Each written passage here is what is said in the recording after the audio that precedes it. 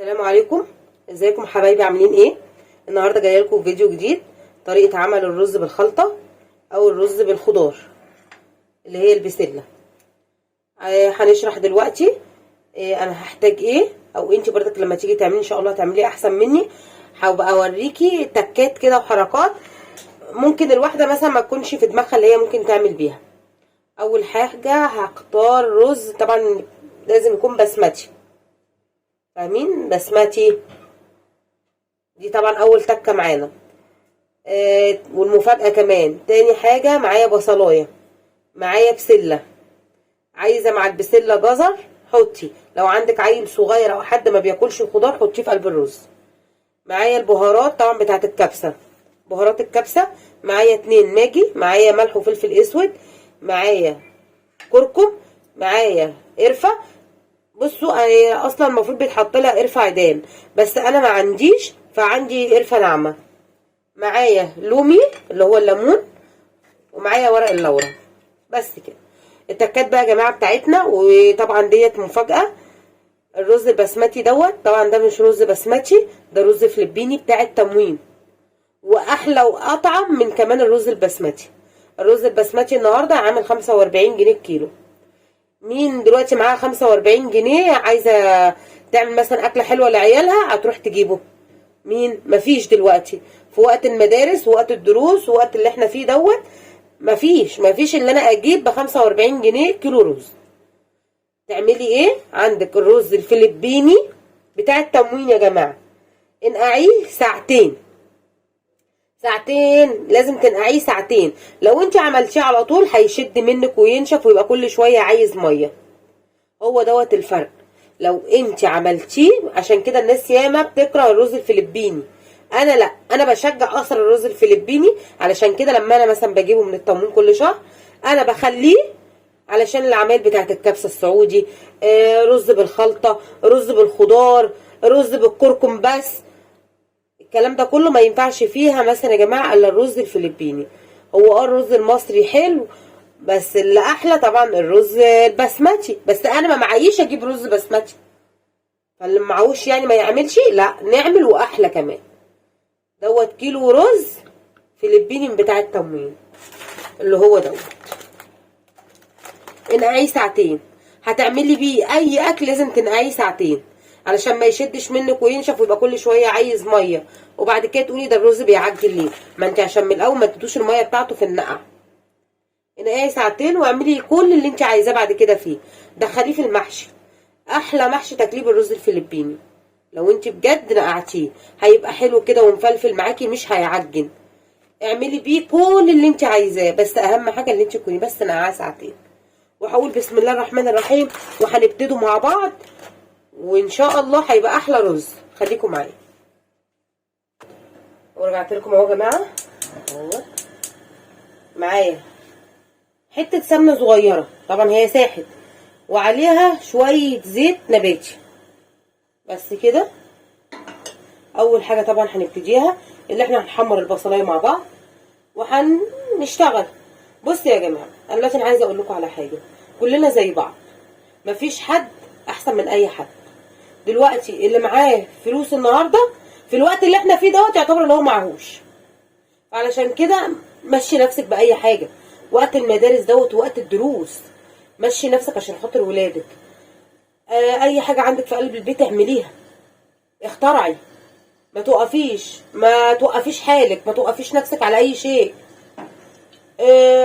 يا ستي ده انت حتى لو عندك جبنه قديمه هوريكي طريقه عمل جبنه قديمه بعد كده تتعمل ازاي. ده انت كان ممكن تعمليها سندوتشات لعيالك وهم رايحين المدرسه، وواحده واحده طبعا واحنا مع بعضينا.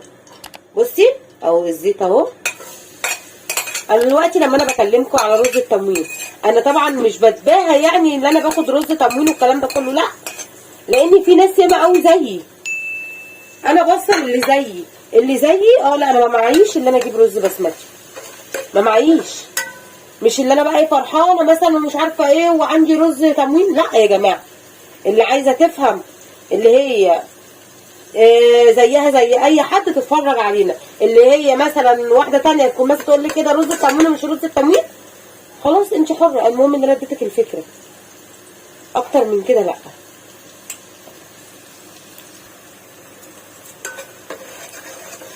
اهو. هنحمر طبعا ايه البصله، تاخد بس كده لون تشويحه، وتقطعيها طبعا صغير. عندك عيل صغير ما بياكلش البصل في قلب الاكل، دخلوله في قلب الرز. مفيش عيل ما بياكلش رز، اي حاجه دخلي. خضار ما بياكلش البسله، حطي بسله وحطي جزر، حطي فاصوليا في قلب الرز ابو خلطه دوت. هو كده كده طعمه ملهوش حل.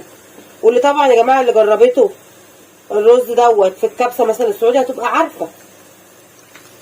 اهو 2 طبعا مرقه. عايزه بقى تعملي جنبه حته مثلا لحمه اعملي. ما عندكيش لحمه، عندك مثلا لحمه مفرومه وعايزه مثلا تعمليها كفته، اعملي جنبه. عندك فرخه، ما عندكيش فرخه كامله، عندك دبابيس، عندك كراك، عندك جناحه، اعملي جنبه. ما عندكيش اي حاجه خالص، طبق سلطه جنبه زي الفل، ويومه هيعدي عليكي. واكله يا ستي وهتعمليها، والله ولادك كمان هيحبوها. ما توقفيش وما توقفيش نفسك. اوعي خالص توقفي نفسك على اي حاجه وتقولي لا ده انا لازم اعمل ده عشان يبقى جنبه ده. لا، مش لازم. اي حاجه ومشي بيها نفسك. الوقت اللي احنا فيه ده يا جماعه والايام اللي احنا فيها دي مش وقت اللي احنا نبقوا نقولوا لا احنا عايزين نعمله وعايزين نخلو وعايزين نسوي ولازم فراخ ولازم لحمه. لا، مشي نفسك بالموجود عندك، اتأقلمي على اللي موجود علشان انت ما تتعبيش. ولو انت تعبتي كل اللي حواليكي هيتعبوا. واهم حاجه في كل دوت، اوعي تحكي سر بيتك لاي حد، اوعي تدخلي عندك اي مخلوق او اي حد. ما تقوليش لاي حد انت جبتي ايه ما جبتيش ايه، علشان حتى بركه البيت ما تروحش منك. ما حدش يجي يديكي العين، ما حدش يجي يفقرك. اي حاجه ما تقوليهاش، احكي الحيطه وما تحكيش لاي حد تاني. عايزه تطلعي كل اللي جواكي، اقعدي كده احكي كده مع الحيطه، بصي لنفسك في قلب المرايه واقعدي كده اتكلمي كانك بتكلمي حد تاني. بس اوعي ولا تحكي لجاره ولا تحكي لصاحبه ولا تحكي لاخت ولا تحكي خالص لاي حد. والله دي نصيحه ليكوا لله، لاني انا جربت وانا اتقرصت.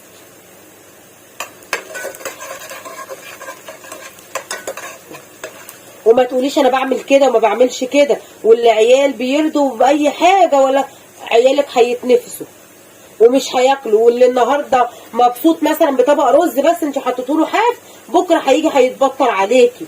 ما تقوليش لاي حد انت بتاكلي ولادك ايه، بالذات الاكله دي يا جماعه. الاكل بالذات اوعي خالص تقولي لاي حد انت بتاكلي ايه وتشربي ايه.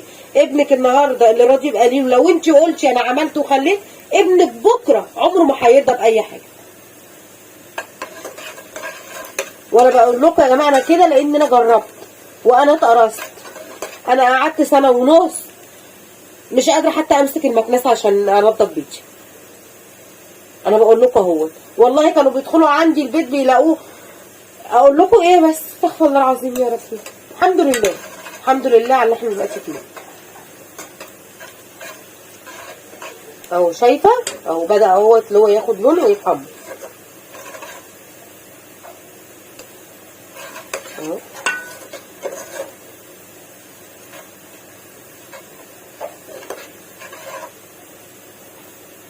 بصي بقى، اول ما هو بصي بقى كده على طول تنزلي الرز ايه تديله كده تشويحه.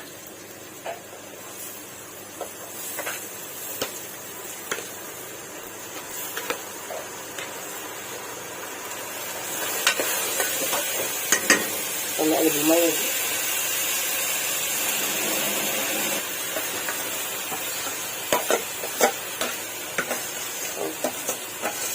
اهو. ماله اهو شبه الرز البسمتي، ولا ده مش رز بسمتي؟ لا رز بسمتي. قولي لعيالك عامله لكم كبسه سعودي اهي. شايف بس كده بهاراتك الحلوه، ليمونك، ورق اللورا بتاعك. ايه رايك بقى اهو؟ خلاص كده. ولما تيجي تحطي ميه حطي بالزياده، عشان طبعا انتوا كده كده عارفين الرز الفلبيني ايه. جاي لنا عطشان عطشان عطشان يعني. البسله بتاعتك الحلوه اهو. بصوا اصلا اللون بتاعها عامل ازاي. خلاص كده احضر بقى ميتي واحطها اهوت يا جماعه. ادي الميه بتاعتنا، بصوا اللون عامل ازاي.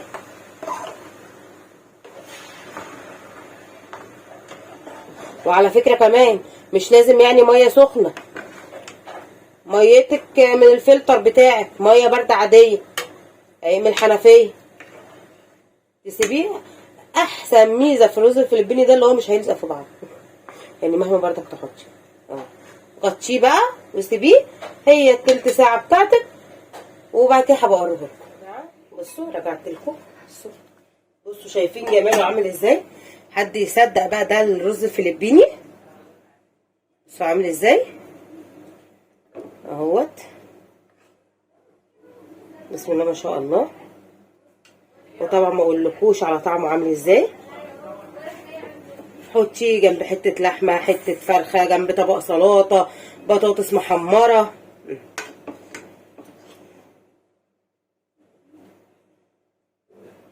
شايفين؟ حد بقى يقول اللي ده كان مش بسمتي. بصوا الرزايه ازاي طويله اهو. بصوا اهي، بصوا كمان مستويه. بصوا اهي مستويه يا جماعه. هغرف بقى وارجع لكم. بعت لكم اهو يا جماعه بعد ما الرز بتاعنا البسمتي المصري بتاعنا احنا ما خلاص. ايه رايكم؟ عندك حته لحمه حطيها، عندك حته فرخه حطيها، ما عندكيش خالص طبق سلطه حماري يا ستي بطاطسايه وبالهنا والشفا على قلبكم. طبعا بردك انتوا هتعملوها احسن مني لان انتوا نفسكم احسن مني وانتوا تملي الافضل، بس انا ما عليا الا بس بديكوا افكار. خلي بالكم انا هنزل لكم الرابط بتاع اللحمه ديت في صندوق الوصف بتاع الرز. وكده ولا كده احنا بردك بنفيد بعضنا، ولو اي حد عنده فكره جديده يا ريت يبعتها لي.